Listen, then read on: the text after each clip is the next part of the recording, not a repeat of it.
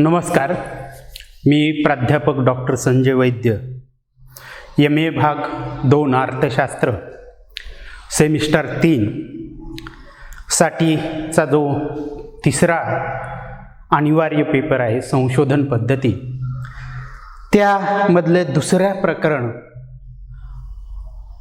जे आहे त्या प्रकरणातील काही भाग मागच्या व्हिडिओमध्ये घेतला. आज मी संशोधन समस्येची निवड, सिलेक्शन ऑफ रिसर्च प्रॉब्लेम, संशोधन समस्या कशी निश्चित केली जाते किंवा संशोधनासाठी एखाद्या अभ्यास विषयाची निवड कशी केली जाते, त्याची जी प्रक्रिया आहे ती पूर्ण प्रक्रिया आपण पाहणार आहोत.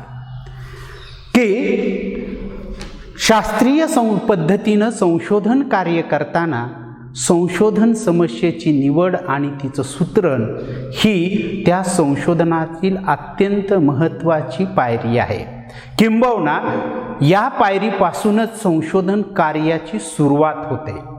कोणतंही संशोधन कार्य ची सुरुवात त्या संशोधनासाठी अभ्यास विषयाची निश्चिती आणि त्या अभ्यास विषयाची बांधणी यापासून होतं. त्याला आपण म्हणतो संशोधन समस्येची निवड आणि संशोधन समस्येचं सूत्रण. की जर अभ्यास विषयाची निवड व्यवस्थित एखादा संशोधक सुरुवातीला करू शकला नाही तर त्या संबंध संशोधनामध्ये त्याला किंवा त्याची संशोधन प्रक्रिया राबवताना अनेक अडचणीला त्याला सामोरे जावं लागतं.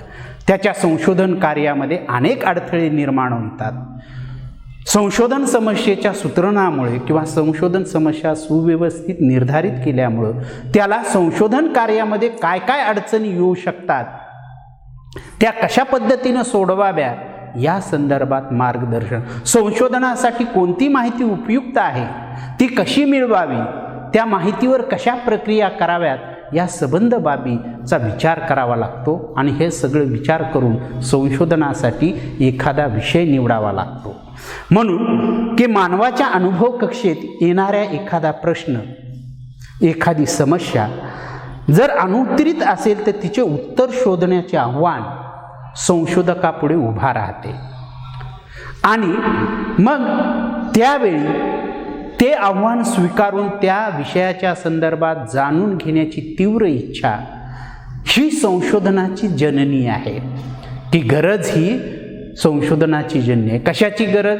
तर एखादी बौद्धिक पातळीवर निर्माण झालेली समस्या किंवा प्रश्न किंवा व्यावहारिक पातळीवर निर्माण झालेली समस्या किंवा प्रश्न हे सोडवण्यासाठी त्या प्रश्नाचं स्वरूप जाणून घेणं, तिच्या कार्यकारण संबंध त्या प्रश्नाच्या अनुषंगानं शोधणं, आणि ती गरज म्हणजे संशोधनाची जननी. जेव्हा सामान्य विषय की संशोधकाला एखादी समस्या किंवा एखादा प्रश्न आव्हानात्मक स्वरूपात उभा राहतो तेव्हा तो प्रश्न किंवा ती समस्या म्हणजे त्याचं सामान्य विषय क्षेत्र होय. अशा सामान्य विषय अध्ययन क्षेत्रामधून त्याला संशोधनासाठी एखादा विशिष्ट उद्दिष्ट समोर ठेवून एखादा विशिष्ट हेतू किंवा पैलू विचारात घेऊन विषयाची व्यवस्थित निवड करावी लागते. त्याला आपण संशोधन समस्येचं सूत्रण असं म्हणतो. म्हणून कोहेन आणि नॅगल यांच्या मते काहीतरी व्यावहारिक अथवा सैद्धांतिक अडचण निर्माण झाल्याशिवाय संशोधन कार्य सुरू होत नाही. की संशोधन कार्य उगाच कधीही सुरू होत नाही. जेव्हा व्यावहारिक पातळीवर आणि सैद्धांतिक पातळीवर काहीतरी प्रश्न निर्माण होतो, काहीतरी अडचण निर्माण होते, तेव्हाच त्या प्रश्नाची समाधानकारक उत्तरं शोधण्याची किंवा जाणून घेण्याची तीव्र इच्छा निर्माण होते. त्या तीव्र इच्छेमधूनच संशोधन कार्य सुरू होतं. म्हणून त्यांनी स्पष्ट सांगितलं की कोहेन आणि नॅगल यांनी म्हटलं की यांच्यामध्ये काहीतरी व्यावहारिक आणि सैद्धांतिक अडचण किंवा प्रश्न किंवा समस्या आव्हानात्मक स्वरूपात मानवापुढे उभी राहत नाही किंवा निर्माण होत नाही तेव्हापर्यंत कुठलंही संशोधन कार्य सुरू होत नाही. ज्या तथ्याच्या आधारे संशोधन समस्येचे निराकरण करावायचे आहे की जो प्रश्न निर्माण झालेला आहे, जी समस्या निर्माण झाली आहे, त्या प्रश्नाचं निराकरण करणं, त्या समस्येचं निराकरण करणं, त्या प्रश्नाची समाधानकारक उत्तरे कशाच्या साह्यानं सोडवली जातात, तर त्या समस्येच्या संदर्भात, त्या प्रश्नाच्या संदर्भात जी माहिती असते तथ्याच्या आधारे त्या समस्येचे निराकरण करावायचे असते, की त्या विषयाच्या बाबतीत, त्या समस्येच्या बाबतीत वस्तुनिष्ठ माहिती संकलन करून, त्या माहितीवर प्रक्रिया करून, तिचं विश्लेषण करून, तिचं परीक्षण करून, त्यामधून जे निष्कर्ष काढले जातात, त्या निष्कर्षाच्या आधारे त्या प्रश्नाची समाधानकारक उत्तरे प्राप्त होतात. त्या निष्कर्षाच्या आधारे ती समस्या सोडवण्यासाठीचे उपाय सुचवले जातात. त्या तथ्यामधील कार्यकारण संबंध समजण्यासाठी संशोधन समस्या संशोधकाला मार्गदर्शक ठरते. म्हणून की एखाद्या समस्येबद्दल, एखाद्या प्रश्नाबद्दल जी परिस्थिती आहे, त्या परिस्थितीमधून जे प्रश्न निर्माण होतात, ते प्रश्न सोडवण्यासाठी किंवा ती समस्या सोडवण्यासाठी संशोधकाला जी आवश्यक माहिती आहे, ती माहिती कोठून आणि कशा पद्धतीने प्राप्त करावी, या संदर्भात समस्या सूत्रण किंवा संशोधन समस्येच्या निवडीची प्रक्रिया म्हणजे सूत्रणाची प्रक्रिया संशोधकाला मार्गदर्शन करते. की त्या प्रक्रियेमधून जाऊन जर तुम्ही विषयाची निवड केली असेल तर तुम्हाला माहिती कुठून कशा पद्धतीनं मिळवता येईल ह्याचं मार्गदर्शन करता येतं, आपल्या अभ्यासाची दिशा ठरवता येते, व्याप्ती निर्धारित करता येते. म्हणून संशोधन कार्यामध्ये की वैज्ञानिक संशोधन ही एक वैज्ञानिक प्रक्रिया आहे किंवा वैज्ञानिक पद्धतीने अध्ययन करणं ही एक वैज्ञानिक प्रक्रिया आहे. आणि या वैज्ञानिक प्रक्रियेमध्ये अभ्यासासाठी विषयाची निवड आणि त्याची सुव्यवस्थित बांधणी म्हणजे समस्या सूत्रण करणे ही पहिली पायरी आहे. आणि त्या पायरीवरून जर तुम्ही त्या पद्धतीने विषय निवडला तर अभ्यासासाठी कोणती माहिती आवश्यक आहे, त्या माहितीमधील कार्यकारण संबंध कसा असू शकतो, या संदर्भाचं मार्गदर्शन त्या सदर संशोधकाला होतं. म्हणून त्याला आपलं संशोधन कार्य व्यवस्थित करता येतं. कारण अलीकडं उपहासात्मक म्हणतं की संशोधन कार्यातील महत्त्वाची अडचण म्हणजे काय, तर संशोधनासाठी विषय निश्चित करणं हीच सर्वात महत्त्वाची अडचण आहे.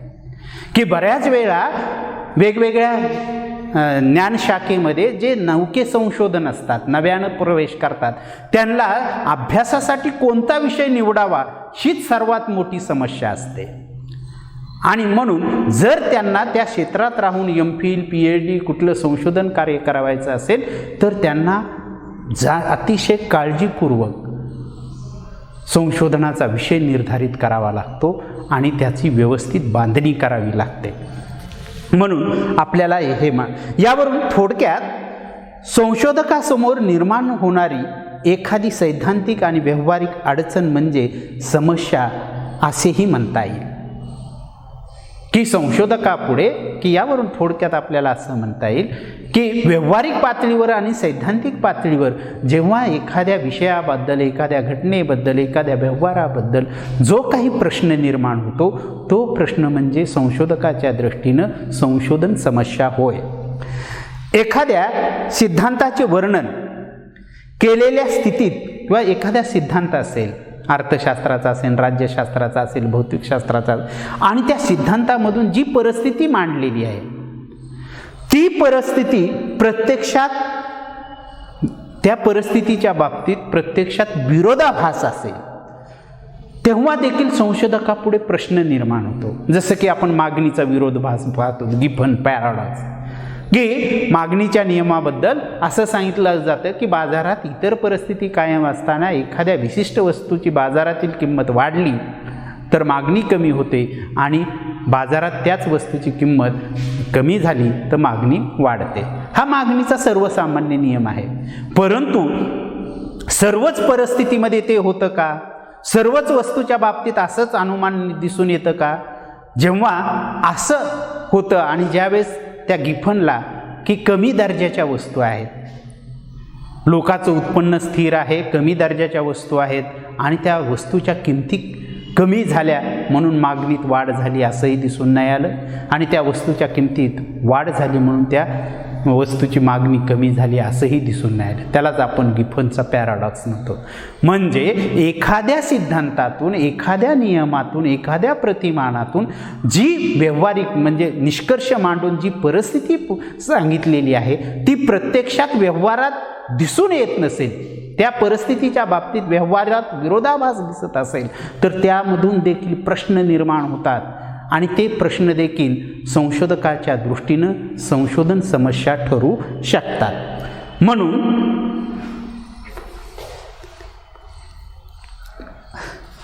त्यामुळं सामाजिक संशोधन असेल किंवा नैसर्गिक शास्त्रातील संशोधन असेल, त्या संशोधनासाठी समस्याची निवड आणि तिचं सूत्रण हे अत्यंत महत्त्वाचं असतं. परंतु आता आपण त्याची प्रक्रिया जाणून घेणार. सामाजिक संशोधनाच्या निवडीची प्रक्रिया, the selection process of research problem, की वरकरणी एखाद्या संशोधनासाठी विषय निश्चित करणं हे अतिशय सोपं वाटत असलं तरी ते कार्य अतिशय कठीण आहे. अलीकडं समाजशास्त्रात वैज्ञानिक पद्धतीनं संशोधन करण्यासाठी विषयाची निवड करणं योग्य आणि वस्तुनिष्ठ विषयाची, नाविन्यपूर्ण विषयाची निवड करणं ही सगळ्यात मोठी जिकिरीची बाब आहे, सगळ्यात मोठी कठीण बाब आहे. म्हणून की संशोधन समस्या निवडीची एक प्रक्रिया आहे. त्यालाच काय म्हटले, काही पुस्तकामध्ये असं म्हटले समस्या सूत्रण प्रक्रियेचं विश्लेषण असं म्हटले की analysis of process of research problem असं म्हटले. मग शास्त्रीय पद्धती ही एक वैज्ञानिक किंवा असं म्हणा संशोधन पद्धती ही एक शास्त्र आहे आणि संशोधन पद्धती अध्ययनाचा हेतू, दृष्टिकोन, अध्ययन पद्धती, तथ्याचे विश्लेषण, परीक्षण यासाठी वापरलेले वेगवेगळी पद्धती, तंत्र यांचा समावेश होतो. की संशोधन पद्धती हे एक विज्ञान आहे आणि संशोधन पद्धतीचा संबंध हा अभ्यासासाठी वापरलेले वेगवेगळी पद्धती, अभ्यासाचे वेगवेगळे दृष्टिकोन याच्याशी संबंधित आहेत. तथ्य विश्लेषणासाठी वापरलेल्या पद्धती, तथ्य संकलनासाठी वापरलेल्या पद्धती, तथ्याचं परीक्षण करण्यासाठी वापरलेले पद्धती आणि तंत्र यांचा समावेश संशोधन पद्धतीत होतो. म्हणून शास्त्रीय संशोधनाची सुरुवात ही संशोधन समस्येच्या निवडीपासून म्हणजेच समस्या सूत्रणापासून होते. म्हणून की असं म्हणता येईल की संशोधन समस्येच्या अभ्यासाची उद्दिष्ट, की संशोधन समस्याच्या अभ्यासाची उद्दिष्ट अथवा गरज विधानाच्या स्वरूपात प्रगट करणे म्हणजे समस्येची निवड किंवा संशोधन समस्येचे सूत्रण होय. की ढोबळमानानं की आपण समस्या म्हणजे संशोधन समस्येचा अर्थ, संशोधन समस्येची वैशिष्ट्य, संशोधन समस्येचं स्वरूप हे काही थोडक्यात भाग पहिल्या व्हिडिओमध्ये पाहिला. परंतु सारासार विचार केला तर संशोधन समस्येच्या अभ्यासाची उद्दिष्ट की म्हणजे तुम्ही संशोधन समस्या निवडली त्या अभ्यासाची उद्दिष्ट, का अभ्यास करतात किंवा त्या अभ्यास का करावा वाटला, त्याची गरज का निर्माण झाली, हे विधानाच्या स्वरूपात प्रगट करणं म्हणजे समस्या निवड किंवा संशोधन समस्येचं सूत्रण होय. ते ढोबळमानानं परिभाषित शब्दात समस्येची निवड कशाला म्हणायचं, समस्येचं सूत्रण कशाला म्हणायचं, तर संशोधन समस्येच्या अभ्यासाची उद्दिष्ट किंवा संशोधनाची गरज का वाटली हे जेव्हा आपण विधानाच्या स्वरूपात मांडतो त्यालाच आपण संशोधन समस्येची निवड अथवा संशोधन समस्येचं सूत्रण असं म्हणतो. शास्त्रीय पद्धतीने संशोधन करताना संशोधन समस्येच्या निवडीची प्रक्रिया अतिशय महत्त्वाची मानली जाते. की जर तुम्ही शास्त्रीय पद्धतीनं संशोधन कार्य करत असाल तर त्या संशोधन कार्यातील समस्याची निवड किंवा अध्ययन विषयाची निवड किंवा समस्या सूत्रण ही अतिशय महत्त्वाची पायरी मानली जाते. संशोधनासाठी समस्येची किंवा अभ्यास विषयाची निवड करणे वर जरी सोपं वाटत असलं, वर करणे अतिशय सोपे कार्य वाटत असले तरी पण प्रत्यक्ष व्यवहारात ते अतिशय कठीण कार्य आहे. की ओघानं आपण म्हणतो की संशोधन म्हणजे काय, एखादा विषय घ्यायचा आणि त्यामध्ये संशोधन अभ्यास करायचा, त्याची माहिती गोळा करायची, एवढं सोपं नाही. की संशोधन समस्येची निवड आणि सूत्रण हे वरवर पाहता वरकरणी हे कार्य अतिशय सोपं साधं जरी वाटत असलं तरी वैज्ञानिक पद्धतीनं अभ्यास करताना संशोधन समस्येची निवड आणि सूत्रण हे अतिशय जिकिरीचं, अतिशय अवघड काम आहे. म्हणून उत्क्रांतीवादाचे जनक डार्विन, त्यांचा ग्रंथ ओरिजिन ऑफ स्पीसीज आहे की सर्वायवल फिटेस्ट असा त्यांचा उत्क्रांतीवादांचा नियम आहे. आणि त्यांनी संशोधन समस्येचं महत्त्व सांगताना असं एक विधान केलेलं आहे की प्रश्नांची उत्तरं देण्यापेक्षा प्रश्न कोणती आणि कशा स्वरूपाची आहेत हे शोधून काढणं अतिशय कठीण आणि जिकिरीचं कार्य आहे.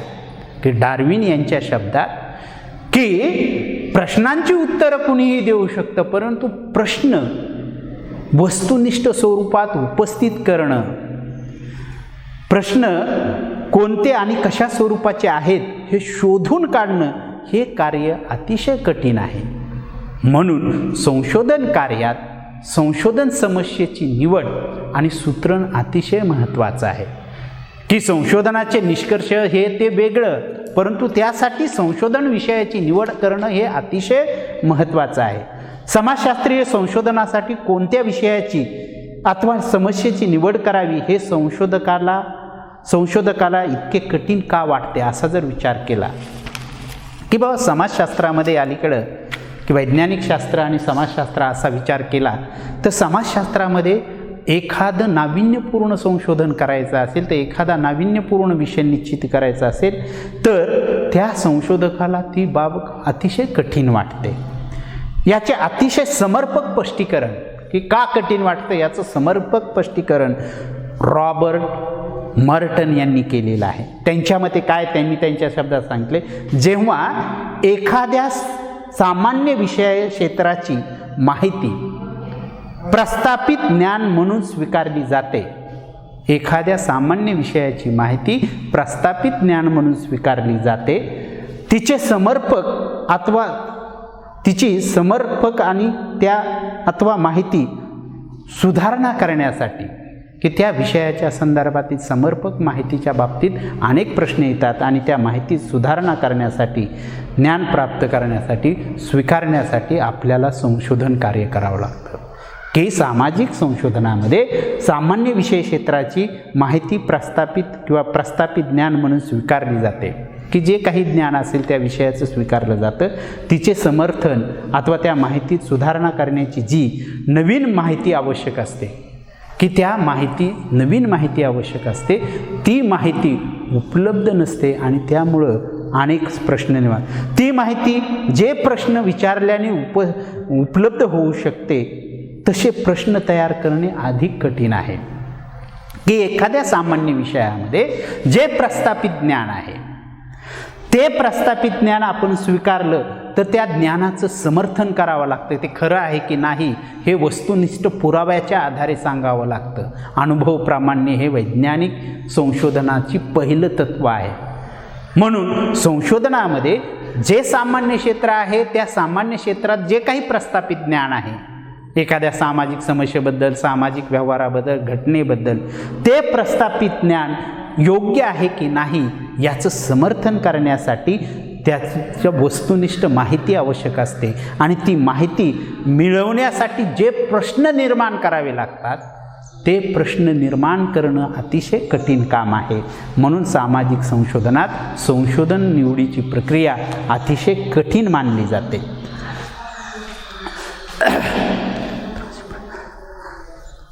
समाजशास्त्रीय संशोधनासाठी समस्या सूत्रण म्हणजे अध्ययन विषयाची निवड करणे ही किती कठीण बाब आहे यावरून स्पष्ट होते की समाजशास्त्रीय संशोधन करताना अध्ययन विषयाची निवड करणे ही किती जिकिरीची बाब आहे.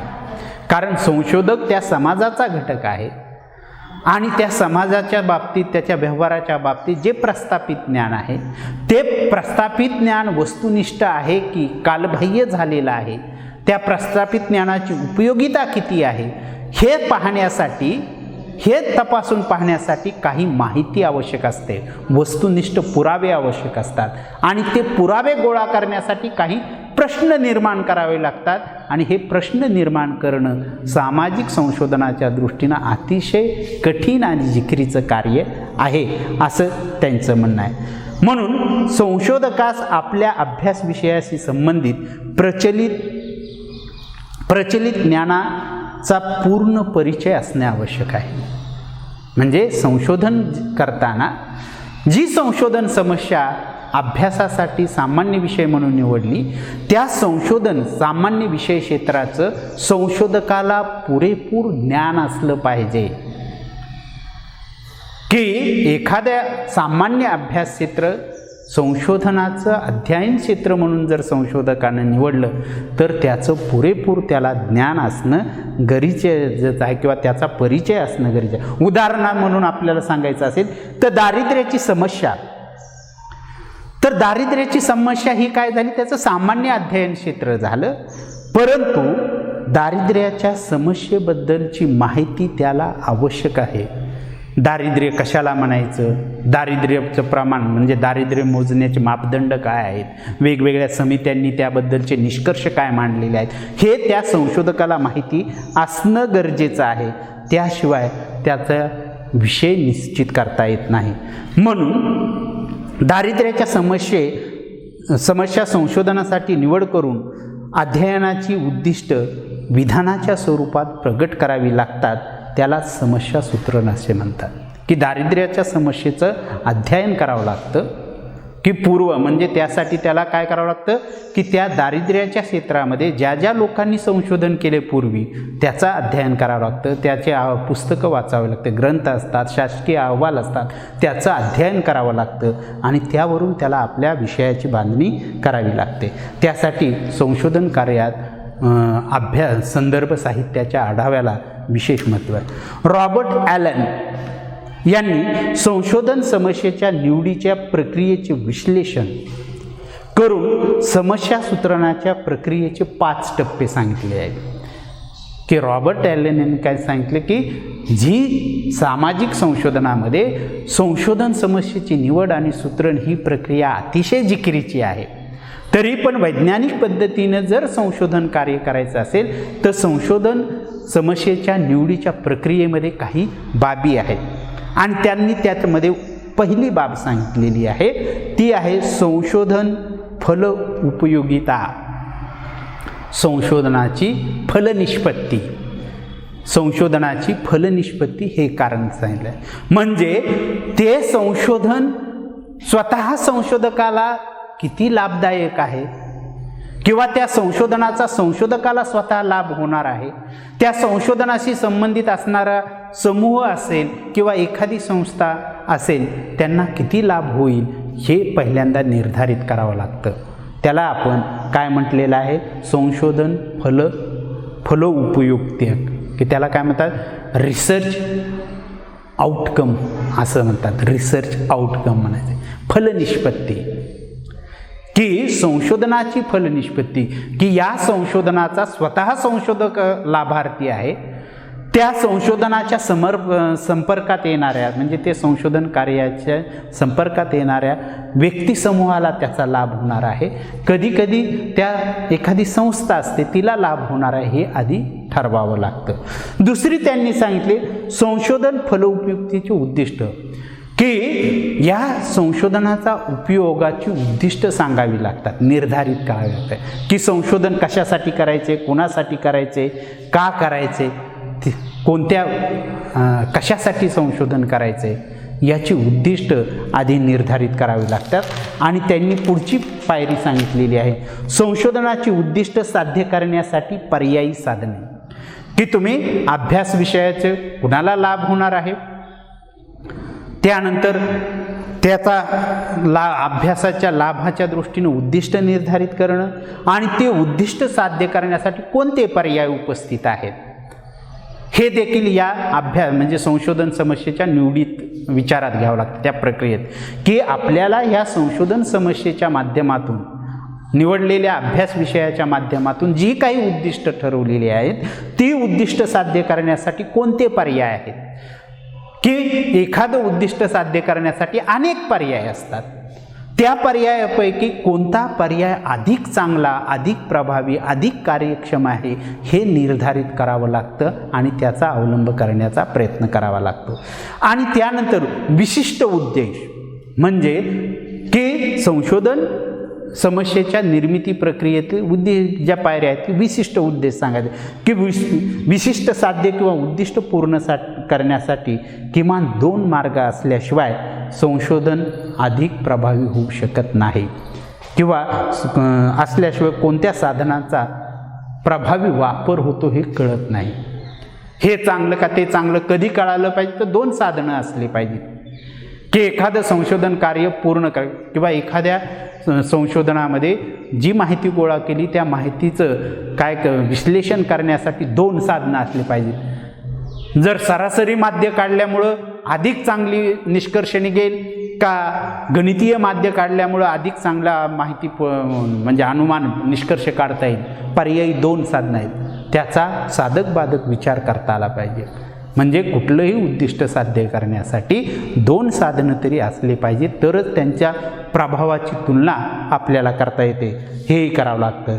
आणि तिसरं सांगितले परिस्थिती सापेक्षता की संशोधन समस्येला विशिष्ट परिस्थितीचा संदर्भ असला पाहिजे की सर्व परिस्थितीमध्ये संशोधन कार्यावर किंवा तुम्ही जो विषय निवडला आहे त्याच्याशी संबंधित घटक यांच्यात क्रियाप्रतिक्रिया होऊन अनेक बदल होत असतात.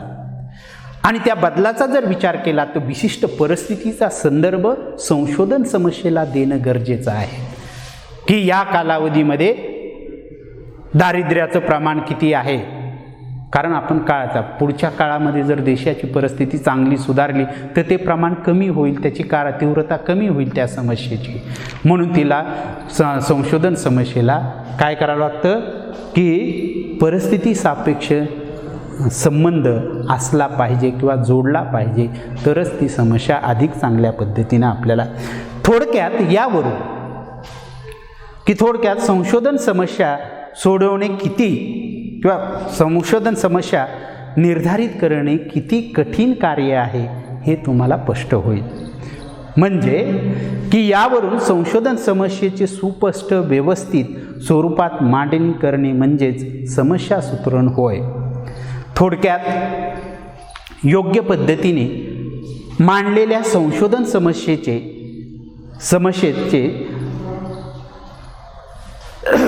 योग्य पद्धतीने मांडलेल्या संशोधन समस्येतच त्या समस्येची अर्धी उत्तरे गर्भित असतात असं म्हटलं जातं.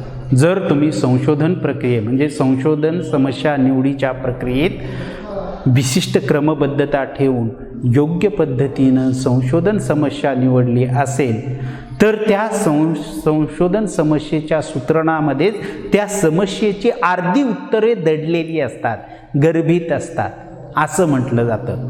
ज्या संशोधकानं आपल्या अभ्यास विषयाची निवड अतिशय काळजीपूर्वक सुव्यवस्थित योग्य प्रक्रियेनं केली असेल तर त्या संशोधकाला त्याच्या संशोधन कार्यातील अर्ध्या बाबी आधीच समजण्यात किंवा जाणून घेण्यास मदत होते. म्हणून असं म्हटलं जातं की सुव्यवस्थित संशोधन समस्येच्या सूत्रणामध्ये त्या समस्येची अर्धी उत्तरे दडलेली असतात. हा विचार त्या ठिकाणी.